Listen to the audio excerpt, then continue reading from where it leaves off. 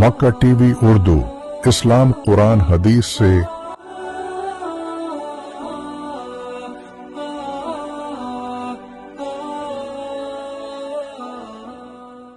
اگر اللہ کی طرف لوٹ جائے 10 آدمی اخلاص کے ساتھ، انشاءاللہ اللہ تعالیٰ پورا کایا پلٹ سکتا ہے۔ اللہ تعالیٰ مایوس نہیں ہونا چاہیے اللہ کی رحمت سے، اللہ کی طرف لوٹیں اور اللہ سے دعا کریں۔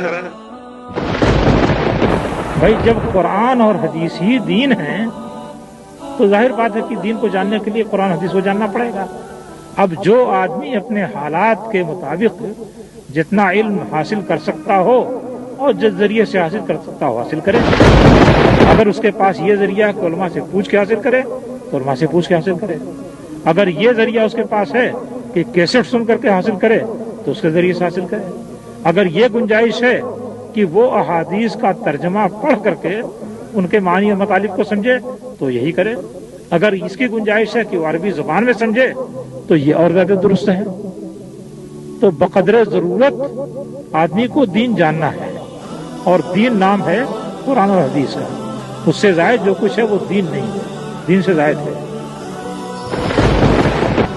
اور اس میں نے یہی کوشش کی ہے کہ تمام صحیح حدیثیں شواہد کے ساتھ اور مطابعات کے ساتھ اس کتاب میں جمع کر دی گئی، جن کی تعداد تقریباً 16,800۔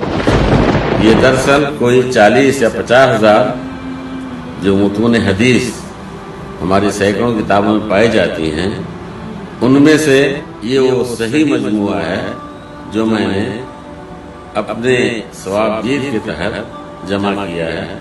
یعنی 99% تقریباً صحیح حدیثیں اس کتاب میں آ گئی ہیں۔ تو اب منکر سنہ کا جو اعتراض تھا، جو برصغیر میں بہت زمانے سے چلتا آ رہا ہے، ان سے التماس کروں گا کہ اس اعتراض کا اب جواب آپ سامنے آ گیا ہے۔ اب آپ اس کتاب کی روشنی میں اپنے آپ کو ڈھالنے کی اور عمل کرنے کی کوشش کریں۔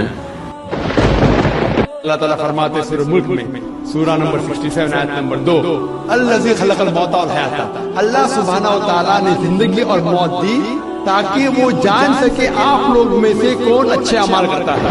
تو یہ زندگی ہے، آخرت کے لیے امتحان ہے، تو اس امتحان میں ہمیں سفل ہونا بہت ضروری ہے۔ اسی لیے ہمیں کوشش کرنا چاہیے کہ جہاں تک ہو سکے اللہ اور اللہ کے رسول کے احکام کے پر عمل کریں۔